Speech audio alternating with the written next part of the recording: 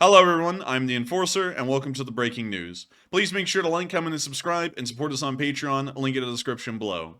Benjamin Netanyahu's government in Israel today has declared that the Israelis will be moving into the area of the Gaza Strip and completely dismantling the government of Hamas. This has come after nearly 4 days of fighting with the Hamas terrorist group after they breached the border wall on the Gaza Strip, pouring across the border into Israel and slaughtering thousands of innocent Israeli civilians. Currently, the number is sitting around, I believe, 1,700 to 2,000, but that number is constantly climbing as Israeli forces are able to access new areas and the death toll continues to rise. The direct quote from Netanyahu today is that we are now on the offensive. Every Hamas terrorist will die. Hamas is ISIS. We will crush them like the world crushed ISIS. And it appears that Netanyahu is taking an incredibly strong statement and a stance against the Hamas terrorist group that has attacked Israel over the past 4 days. We also understand that that is being joined by a military administration zone that spans from just the southern area of Ashkelon towards the area of Kiryat Gat, and then from Kiryat Gat down into the desert towards the area of Rahat, and then it goes from Rahat and over into the area of Nave. This area is a rough approximation of the Israeli military administrative zone that has been created in southern Israel, and this area is largely for military purposes only at this point. Civilians are being evacuated from the area. We're also seeing that no civilians are allowed into the area once they have left, and it appears that the Israeli military is going to be creating a buffer zone in that part of the country, so that way if Hamas terrorists do end up crossing the border, and they still are, they do not end up running into innocent civilians immediately and begin slaughtering them like we've seen over the past few days. This is a bit of a good move from the Israeli government, and one that we can largely understand. We've also seen that the Israelis have mobilized 300,000 Israeli Defense Force soldiers to prepare for this long and protracted war inside of the Gaza Strip. But it may not be a long and protracted war. There's actually two options that the Israeli government is looking at right now, and these are the two options. One of them is unlikely, one of them is the one that they're going with right now. Option one is the more unlikely one, but this is in a fallback if Hezbollah was to attack Israel from southern Lebanon. If that was to happen, they're most likely going to move to Plan 1. And Plan 1 states that Israel will get involved in hard but limited fighting. The IDF would withdraw from the Gaza Strip without completely eliminating Hamas military capabilities. However, this is something fairly interesting, and one that's actually somewhat contended by the public right now. A lot of people are saying that if the Israeli military goes into the Gaza Strip and fights in that area, and then mostly destroys Hamas but still leaves some of it intact, it will eventually grow back to the size it is, or it will grow to be what it is now, and it will attack them again in years' time. And so this seems to largely be a quick fix to the issue, but one that wouldn't permanently fix the problem. But it's completely understandable, as the Israelis would also have to be dealing with the Hezbollah forces in southern Lebanon, so they'd also have to move a large amount of their forces up into that area to make sure to try and protect from any potential attacks up there. Nevertheless, it does appear that the Israelis are largely going with the second option right now, which is occupation. The Israeli Defense Forces will occupy the Gaza Strip and completely destroy Hamas from the ground up. Hamas will cease to exist. There are debates if the Israeli Defense Forces should remain in control of Gaza, rely on the Palestinian Authority, or allow an international force with the cooperation of Arab countries to oversee the Gaza Strip. These three ideas are actually very different from each other. Military control of the Gaza Strip would be something that we haven't seen in some while. In fact, this border wall right here that's been created by the Israelis is from the 1950 Armistice Agreement line. This has largely been the borders and shape of the Gaza Strip for an incredibly long time, and has largely fallen under the control of the Palestinians as well. But under Israeli occupation, we don't know what would really happen. It may be a resettlement or a settlement campaign conducted by Israel in later years after that. We're not entirely sure what that would entail at the moment, down the big picture or down the road. The other option is that they would rely on the Palestinian Authority to control the area, but that is something that's actually been a little bit odd right now. Technically, the Palestinians are supposed to control Gaza and the Gaza Strip right now, but Hamas kind of assert their complete control, and while Palestine is still in the area kind of running the situation, it's largely Hamas that's calling the shots inside of Gaza, both figuratively and literally at the moment. And so the Israelis would probably not rely on that option to let the Palestinian authorities exercise control over the Strip again. So the third option would most likely be the second most likely one of the three, rather than the IDF just outright occupying the Strip, which is to allow an international force, with the cooperation of Arab countries, to oversee the Gaza Strip. This may be some kind of a UN-led initiative in the area of Gaza. We may actually see that a lot of countries agree with this, and along with the Egyptians, the Jordanians, and maybe the Saudi Arabians or another country, we would see some kind of a joint security force created within the Gaza Strip to ensure the safety of Israelis and Palestinians inside of Gaza, but to also ensure that no armed conflict begins again from the Strip. It does appear, however, that Israel is very adamant with option number 2. Regardless of what happens, they are hell-bent on ensuring that no attacks are launched from the Gaza Strip again. And so at the moment, that's largely what we're going with, is that they're working with option 2. If we see that Hezbollah begins to ramp up their attacks to a major degree in the northern area of Israel, we will probably see the Israelis shift over into option 1, which is protracted warfare. However, while the Israelis are going in on option 2 and they are hell-bent on occupying and destroying, occupying the Gaza Strip and destroying Hamas, and at the same time, they are also understanding that the casualties will be high. Before a ground offensive has even begun, we can see that the Israeli Defense Forces are preparing for high casualties. These pictures emerge from the Israeli Defense Forces today, and we can see Israeli soldiers moving around an underground parking lot and setting up a makeshift military hospital to prepare for the massive influx of casualties of Israeli soldiers that will be involved in the ground offensive inside of the Gaza Strip.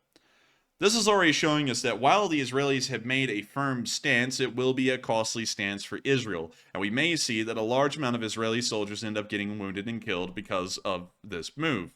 However, it also shows a decent amount of planning and foresight on the end of the Israeli Defense Forces, and while the Mossad may have dropped the ball when making sure that there were no weapons getting into Gaza, it appears that the Israeli Defense Forces are actually picking up the ball a lot better than we expected right now, especially considering their offensive planning. The fact that they're already setting up makeshift hospitals is a little bit of a morbid sign, but it's still an important one to see, because it shows that they're not going to be having some kind of a massive influx of wounded and killed, and then nowhere for them to go, allowing all of the local hospitals to be overrun with wounded soldiers, and then a decent amount of them just end up not receiving treatment. That apparently will not happen, and the Israelis are already laying down a lot of the infrastructure and logistics to support a massive campaign into Gaza, one which would consist of hundreds of thousands of Israeli soldiers. During this time, we've also seen that the Hamas militants have continued to fire their rockets from the Gaza Strip and towards the city of Ashkelon. Ashkelon has been one of the major targets of the Hamas militants so far in the war, firing directly north from the area of Beit Hanun, and also Gaza as well, towards Ashkelon. It appears that the Iron Dome was intercepting rockets over Ashkelon just an hour ago, and it was incredibly successful. Here's one of the clips showing the Iron Dome intercepting the rockets and missiles. All of the burning streaks that you're seeing in the sky, and also the explosions through the Iron Dome intercepting the rockets and missiles over Ashkelon.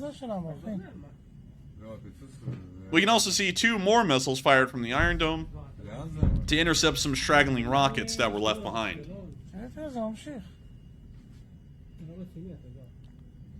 But you can see they're still continuing to intercept the rockets and mortars, hopefully with great success.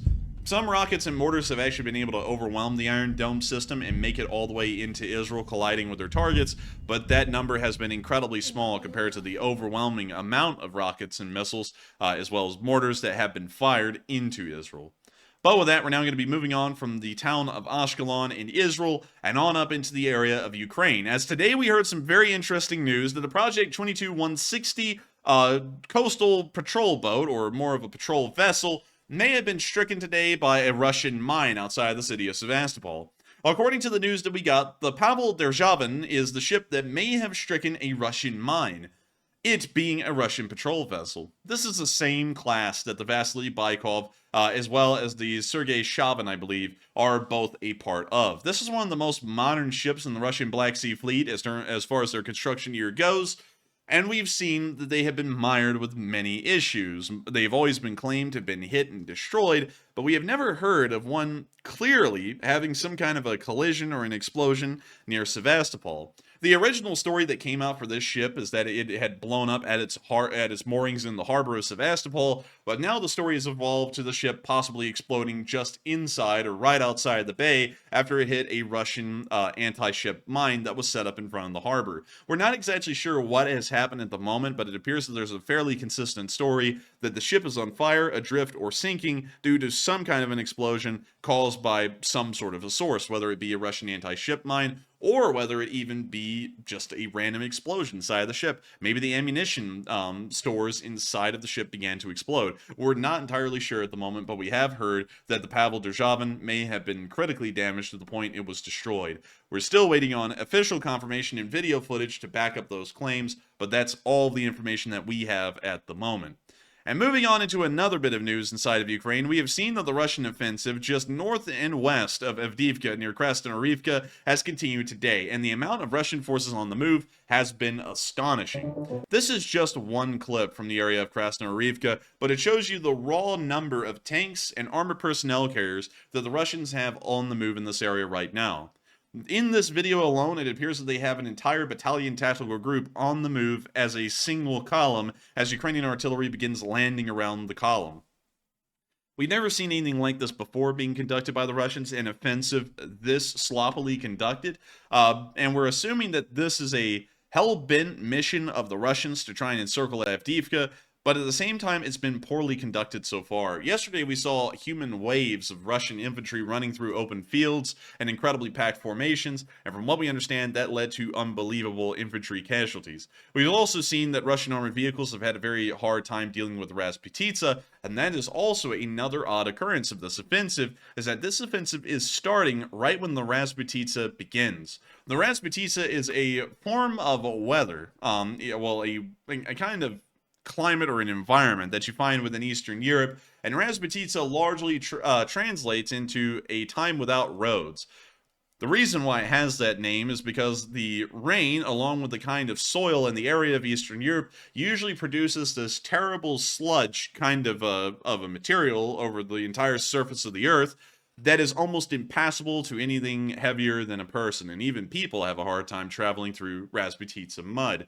The idea of launching a massive armored offensive like we're seeing at Krasnoarivka right now, or an offensive at all, even if it was infantry-based, with these kinds of weather conditions, seems to be quite asinine and has some poor planning involved in it. We saw Russian offensives and Ukrainian offensives continuing last year through the Rasputitsa, and largely they were unsuccessful because of the weather conditions. Not only that, but due to the poor layout of formations like we saw right there where they're advancing in a column down the road with their entire battalion tactical group seen in frame, that is not going to be posing a good situation to mitigate casualties for the Russian forces. These battalion tactical groups will probably end up taking very high casualties, and the offensive, while maybe eking out a small amount of ground, will result in such high Russian casualties that it wouldn't have even been worthwhile to begin with, and it would have been a waste of time and resources.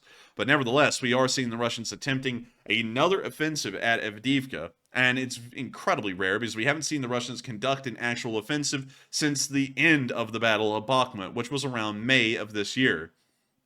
With that, however, that is all of the major breaking news that we have today. I thank every single one of y'all so much once again for watching. If y'all have enjoyed, please make sure to like, comment, and subscribe, and support us on Patreon, link in the description below. That helps us to keep this channel running. And of course, we will see you all in the next one. Take care, and long live the Lee Spring Army.